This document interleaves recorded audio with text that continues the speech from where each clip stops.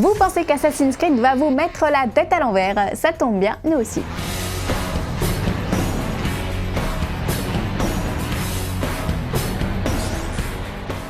Au programme aujourd'hui, Alien avancé, Kingsman repoussé, Avatar pointe le bout de son nez, les Inhumains passent à la télé, mais tout de suite, place aux news en bref. Bonne nouvelle pour les fans de la saga Alien, la sortie en salle d'Alien Covenant, la suite de Prometheus, a été avancée de 3 mois. Si en France, le film sortira en mai prochain, mais à une date encore indéterminée, aux États-Unis, ce sera précisément le 19, comme l'a révélé la nouvelle affiche du film que voilà.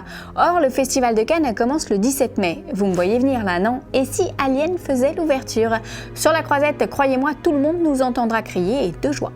Autre bouleversement de calendrier du côté de la Fox, la sortie d'Avatar 2 semble se préciser un peu plus. Le studio, en plus du changement de date d'Alien Covenant, a en effet daté aux US pour le 21 décembre 2018 la sortie d'un film produit par Lightstorm Film. Lightstorm Film, pour info, c'est la boîte de James Cameron, donc ça sent assez bon les retrouvailles avec Pandora. Bon, sinon la Fox, toujours elle, qui met décidément de l'ordre dans ses petits papiers, a également daté 2 longs métrages Marvel pour les US, un pour le 2 novembre 2018 et l'autre pour le 14 février 2019. Il y a de fortes chances pour que Deadpool 2, qui vient de se trouver un réalisateur, se positionne sur l'un de ces créneaux.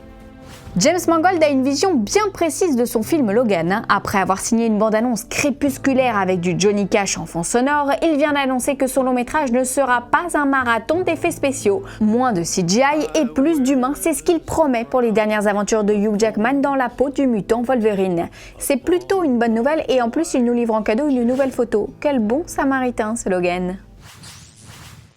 Maintes fois repoussé, le film Inhumain n'est plus tout à fait d'actualité. La nouvelle est tombée, le long métrage est toujours dans les cartons mais noyé sous une tonne d'autres projets. L'adaptation se fera donc prioritairement pour la télé avec une série diffusée dès l'automne 2017 sur ABC et qui explorera, je cite, l'histoire épique et jamais racontée de la Flèche Noire et de la famille royale. Alors certains d'entre vous seront peut-être déçus de la tournure des choses, mais Marvel a tout de même tenu à marquer le coup. Les 2 premiers épisodes de la série seront donc d'abord projetés dans les salles IMAX du monde entier avant de débarquer à la télé. Grand luxe quand même, de quoi combler la frustration de certains fans qui attendaient toujours un film.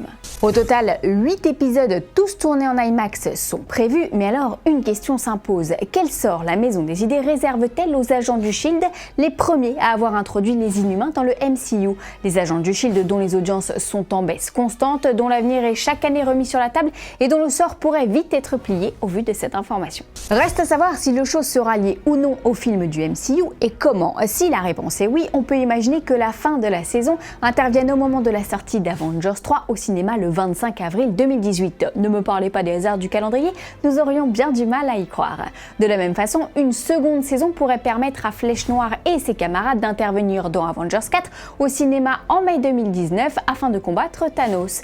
Et le film dans tout ça? Eh bien ma foi, sur le film, le mystère demeure. Seront-ils liés, connectés? Bref, cette double exposition soulève beaucoup de questions dont on espère avoir des réponses très bientôt.